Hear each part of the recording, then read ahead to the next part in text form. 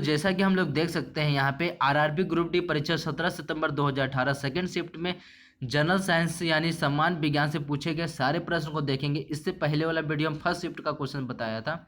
तो यहाँ पे हम लोग देख सकते हैं पहला क्वेश्चन हम लोग देख सकते हैं यहाँ पे मछलियों के हृदय में कितने कक्ष होते हैं, यानी कितने क्लास होते हैं, यहाँ पे कितने कमरे होते हैं। तो यहाँ पे आप देख सकते हैं कितने कक्ष होते हैं, तो 2 कक्ष होते हैं। अब मेढक का 4 होता है। तो यहाँ पे क्वेश्चन अधिकतर पूछे जाते हैं। तो 2 कक्ष ऐसे याद रख सकते हैं, एक बाहरी कक्ष अंदर कक्ष, या लेफ्ट राइट कर सकते हैं।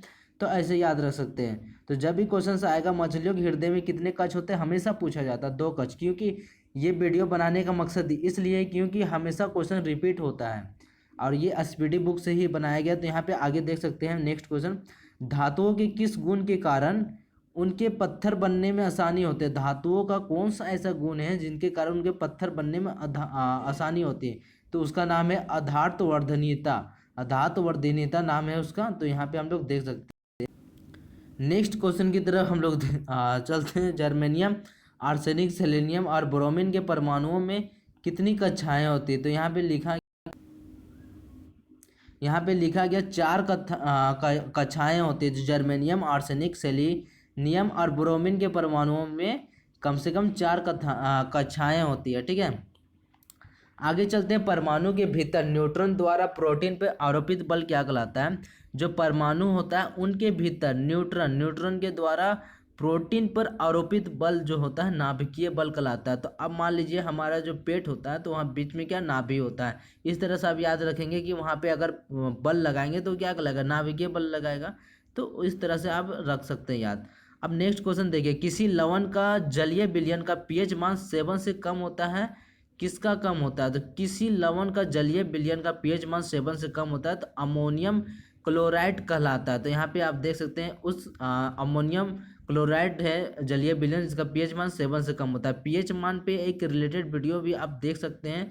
तो यहाँ जैसे पीएच मान कम होता है तो क्या होता है, तो अम्लीय होता है। पीएच मान 7 होता है तो ठीक रहता है। जैसे जल का पीएच मान 7 होता है, ना ही अम्लीय ना ही क्षारीय, और 7 से ज़्यादा होता है तो यहाँ पे आप देख सकते हैं क्षारीय होता है। तो अम्लीय यहाँ पे अम्लीय अमोनियम, इस तरह से आप रिलेट कर सकते हैं। कम होता है अमोनियम, अम्लीय, ऐसे याद रख सकते हैं। कौन सा उत्तक पौधों को कठोर और दृढ़ बनाता है, यानी कठोर बनाता है, मजबूत बनाता है, स्ट्रॉन्ग। तो ऐसा उत्तक का नाम है एस्केलेरेनकाइमा नाम है। एस्केलेरेनकाइमा नाम जो है उत्तक पौधों को कठोर और दृढ़ बनाता है, मजबूत बनाता है एकदम, एस्केलेरेनकाइमा। इस तरह से आप याद रख सकते हैं।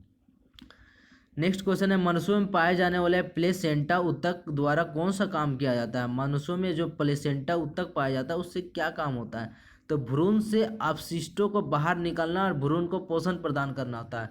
यानी कभी भी प्लेसेंटा नाम आ जाए तो प्लेसेंटा क्या करता है, भ्रूण जो होता है उससे अवशिष्टों को बाहर निकालता है, जो गंदगी वगैरह होता है अवशिष्टों को। अब भ्रूण को पोषण प्रदान करता है, उसको सहायता प्रदान करता है। अब नेक्स्ट क्वेश्चन देखते हैं, रक्त में शर्करा के स्तर में वृद्धि का पता किसकी कोशिकाओं द्वारा पता चलता है।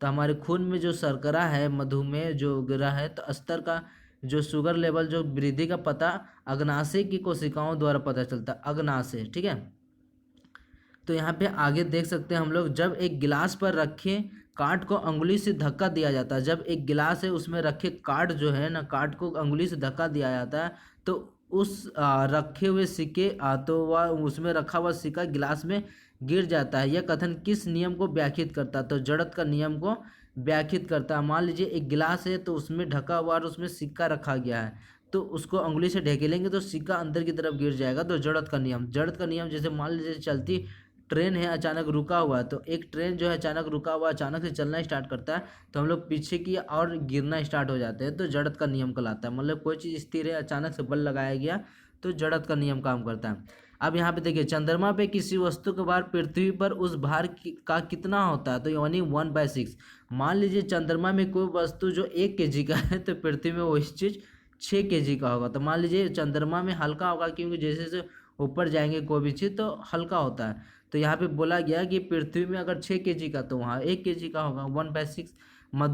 मधुमक्खी के डंक का इलाज, तो यहाँ पे बोला गया मधुमक्खी के डंक का इलाज करने के लिए किस घोल का प्रयोग किया जाता है। तो यहाँ पे लास्ट में देख सकते हैं, तो यहाँ पे बेकिंग सोडा की घोल का प्रयोग किया जाता है। जो बेकिंग सोडा होता है ना, खाने वाला सोडा, बेकिंग सोडा, तो यहाँ पे उसका प्रयोग किया जाता है। तो अगर मान लीजिए मधुमक्खी अगर काट दिया है, किसी को डंक मार दिया गया है, तो बेकिंग सोडा का उपयोग करेंगे, घोल का उपयोग करेंगे तो आराम मिल सकता है। तो यहाँ पे आप देख सकते हैं ये था ग्रुप डी परीक्षा 17 सितंबर 2018 सेकेंड शिफ्ट का पेपर। इसके बाद हम लोग नेक्स्ट वीडियो में थर्ड शिफ्ट का बात करेंगे। तो आज के वीडियो में इतना ही। इस तरह की चैनल अपडेट पाने के लिए चैनल सब्सक्राइब कर ले, बेल आइकन दबा दे ताकि नया वीडियो अपलोड हो तो सीधा नोटिफिकेशन आपके पास चला जाए।